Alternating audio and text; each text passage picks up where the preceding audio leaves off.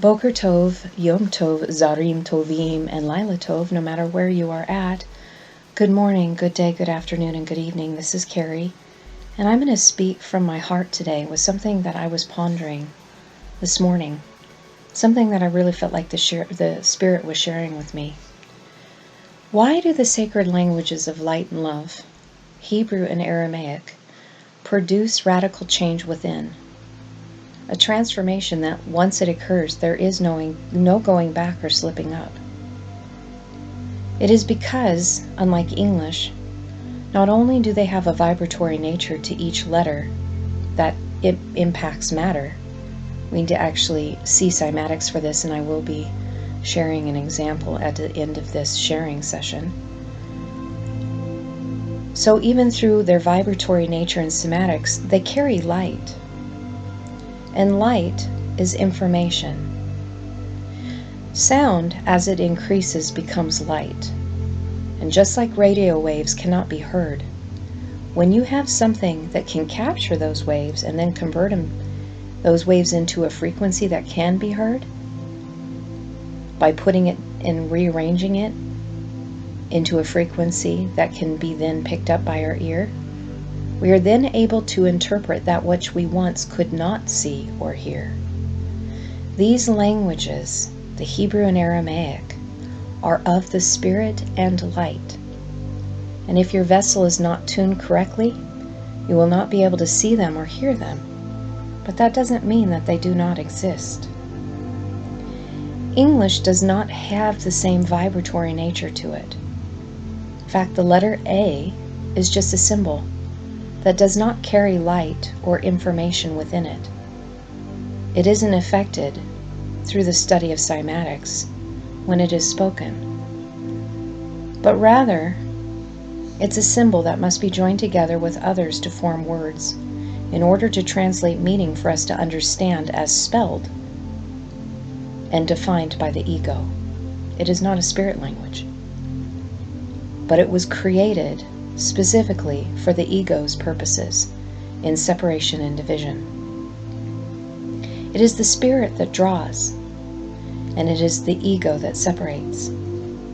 We can be joined together through English words that are utilized to create manifestos, to draw and support that of what the ego is seeking, which is like-mindedness in the ego separation. Because the ego seeks to find that which is like it, and it is afraid of that which it does not know, or that which is not like it.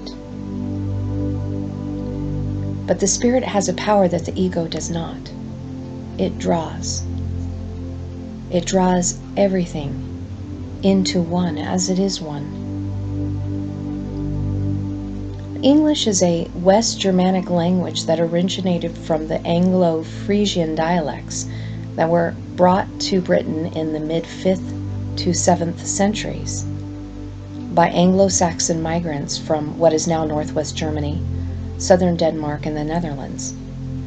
Early modern English, the language used by William Shakespeare, is dated from about 1500. Think about that. It is dated from around the 1500s. It incorporated many Renaissance era loans from Latin and ancient Greek, as well as borrowing from other European languages including French, German, and Dutch. Significant pronunciation changes in this period included the ongoing Great Vowel Shift, which affected the qualities of most long vowels. Modern English proper, similar in most respects to that spoken today, was in place by the late 17th century. So why am I sharing like this Encyclopedia Britannica definition of the English language? Because English today is constantly changing. It's a language that has been influenced by a plethora of different cultures and languages and continues to shift.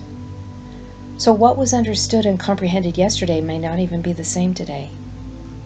I have seen this in my almost 48 years of existence, because even the usage of the word thong had a completely different meaning from when I was like 7 years old, running out in the front yard with my thongs on, versus what that meant when I became much older in my later teen years and now into adulthood.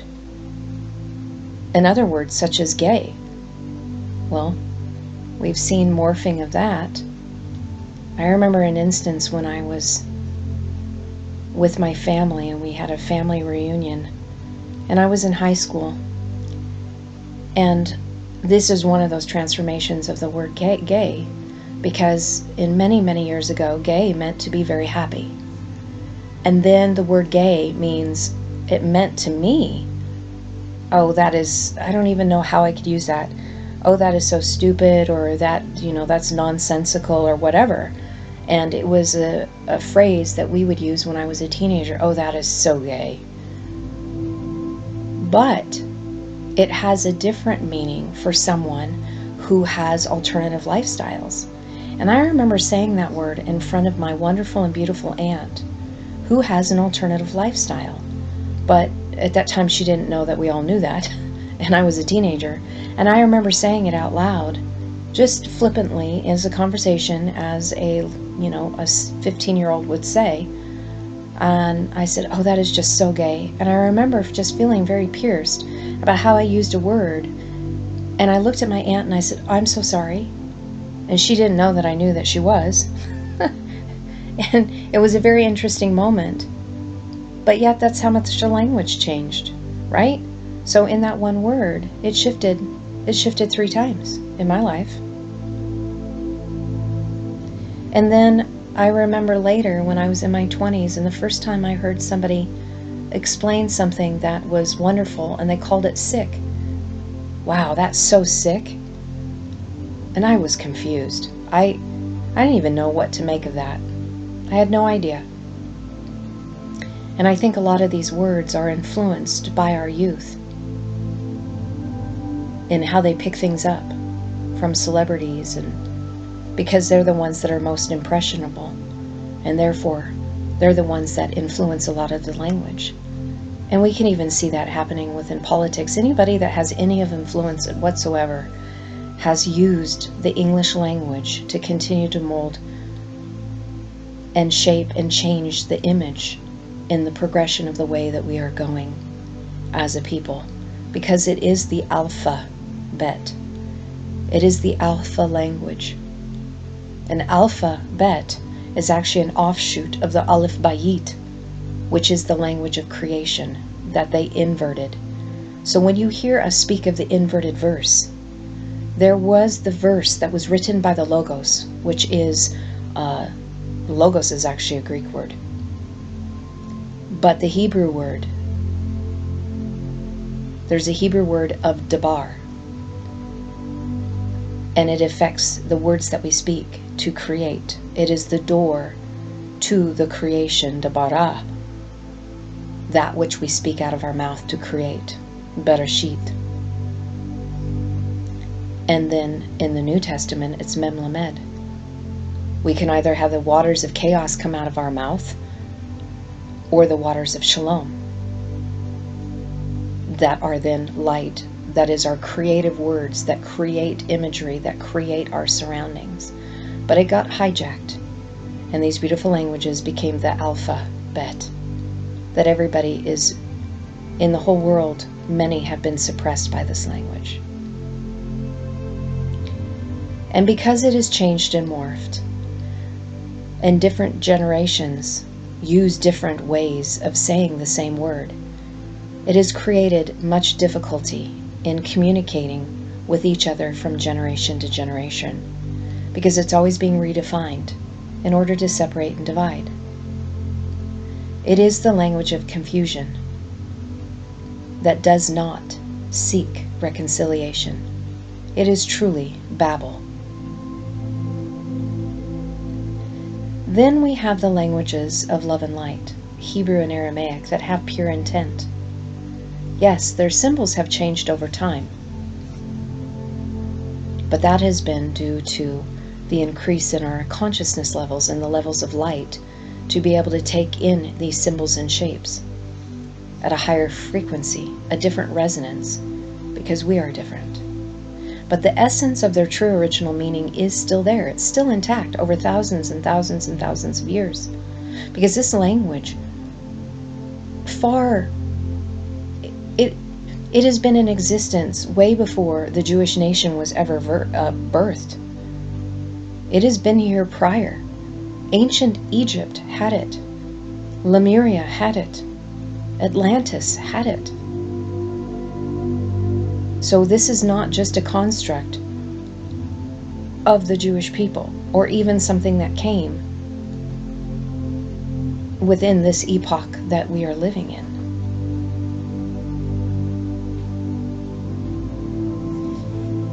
The vibratory nature over time has never been lost. And so even in the phrase, and Elohim said, "Let there be light," this is such a profound statement that is completely obfuscated in English, which is not able to communicate the information and light that is contained within the Hebrew words. It's impossible through a language that has no life, no vibratory nature to it. It is a dead language. It does not affect matter. This is why when someone curses you in English, it has no effect, but only that which you give to it, because it's a dead language. There is no power or information within the dead words. So let it just fall to the ground as lifeless and dead as it is. You're the only one that gives life to it through that which your creator frequency within gives to it, through the mind of the heart, through the ego. The ego gets hurt, bruised, battered, afraid, angry, confused, terrified, isolated, controlled, and manipulated through a dead language that seeks to conquer and subjugate the ego. And that's why they continue to use it.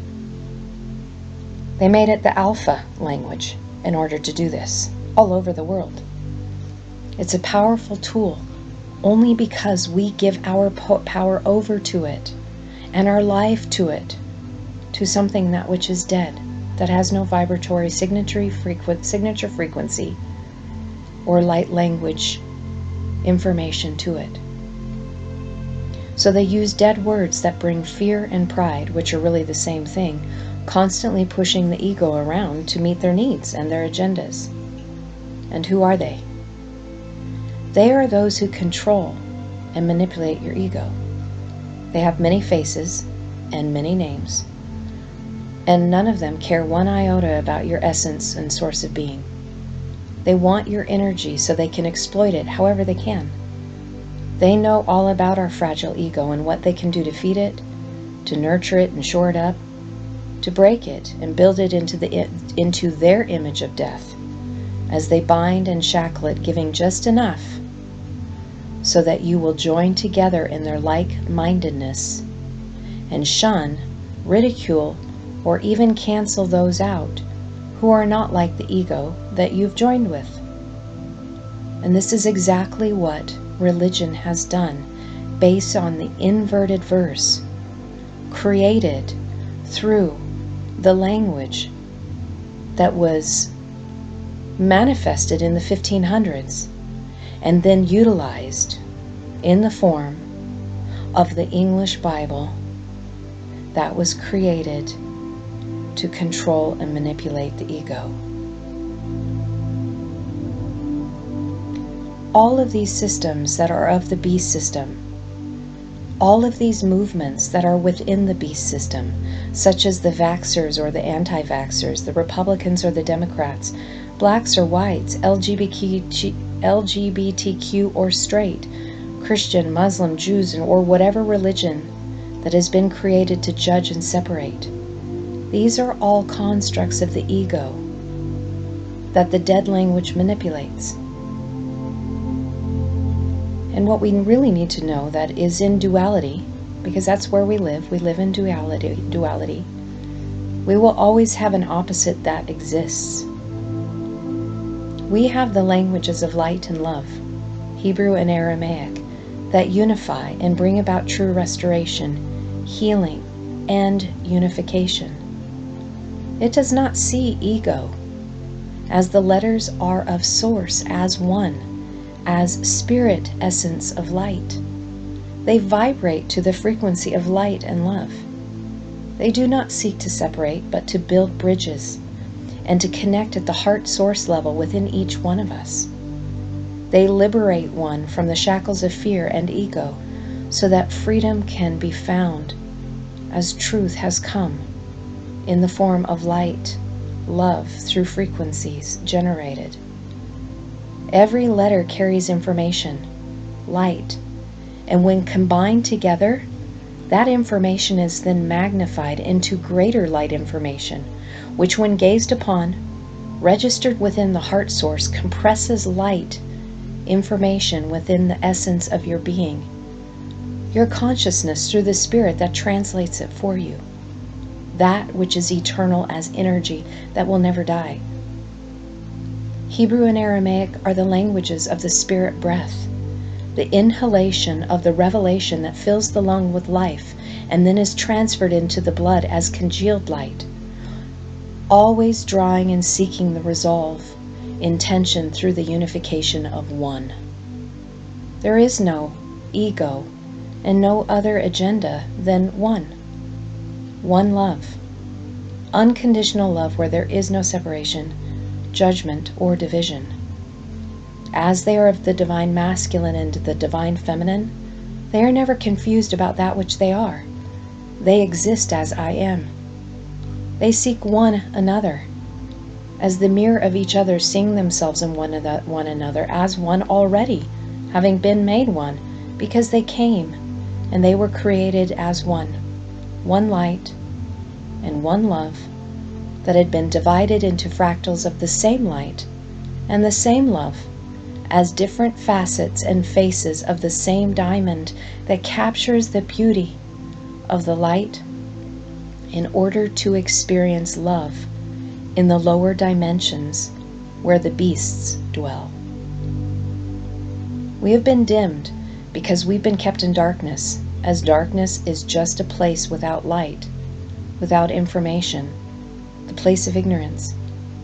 We have not known that we are of the same diamond, as different facets having the same light, as for some that has not been revealed, that we really are of the true light of one love. It is the ego that has dimmed this portion of the essence of our being. But when the teaching shepherds come, they are as the door that opens up this revelation wide open to you, painting the vision of this gem that glitters in the light of the sun. They reveal these deep mysteries, as a mystery is being something that is difficult or almost impossible to understand or explain, until it becomes a revelation, that which is revealed as information, light. And as soon as it is revealed, the teaching shepherds move on. But then they leave behind the true teaching shepherds, that which does not have ego in any shape or form, but rather the letters of light and love that are actually the symbols of unconditional love, removed from ego. These true shepherds, the letter symbols that are known as Hebrew and Aramaic, have a shape but are without form. They have light that is hidden until it's revealed. They have potential in static form until activation is sought, and they will never return void, because they are the light potential in static position, always resting as one until they are called upon to release their light to one who is seeking in their fractals and becoming kinetic energy, as light or dark dependent upon the mirror they are seen through, which will always draw itself back to source origin. But they have no ego, so they do not judge one way or another, as they are without conditions. This is why the shepherds, who were the doors to open up this information and revelation, this light for inward formation, must leave after presenting these true teaching shepherds, because if they did not, the ego would get in the way of the true instruction that comes through the mirror reflection that is seen. And that is why Yeshua had to go, and willingly went.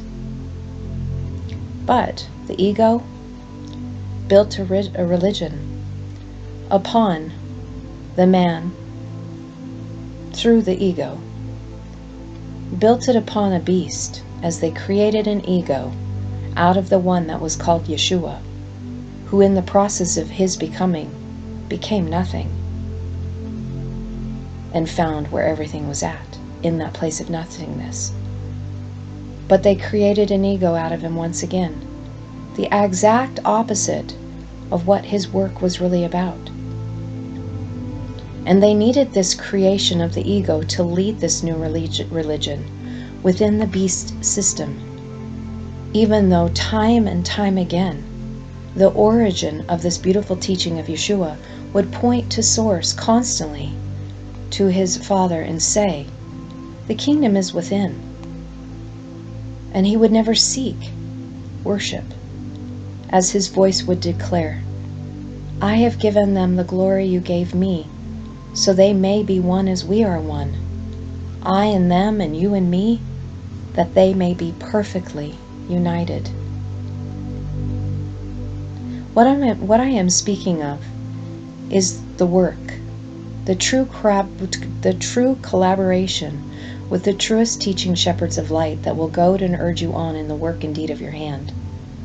It is that of what you do with this light information that is the most important thing, until you become the words, light, that will make new flesh. The words made flesh, just as Yeshua was, as we continue to champion the reason for his coming, so that we can all become the light of the Word, as the light in the world. It is when you become as a reflection of these selfless letters of light and love in their static form of potential energy, finding the balance of neutrality and 0 point without distortions, as one love and one light, that we will truly find the rest that we seek. They came to be sought out in order to create form from the formless and void, the tohu and bohu, and then diminish it in the same breath, in the inhale and the exhale of the Spirit, all within the experience of the parentheses of time. Are you seeking a new beginning in the end? Seek that which brings life, light and love through the living languages, and not that of the dead. Seek the revealing of the light that is within you in the time of the revelation of the rock, that which has come to help you find that light in the time of need, so that you can have a firm foundation to stand upon in the end of the completion, where you will be found having become the mirror of the light that came, in the image of that which was created through the form of Elohim, now as Allah, those who were once of the waters of humanity, that have now become one with the spirit breath of light and love, out of the waters and into the light, the strong leaders and the authority of that light, that in the end of the revealing will all say, we and the Father are one. I am one. Shalom, shalom, and namaste.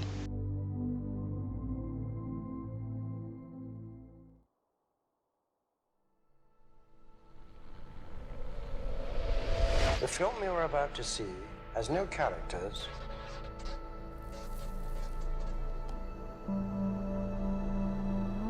If you spare a little of your imagination, it is a film to describe to you the effect of cymatic frequencies on matter.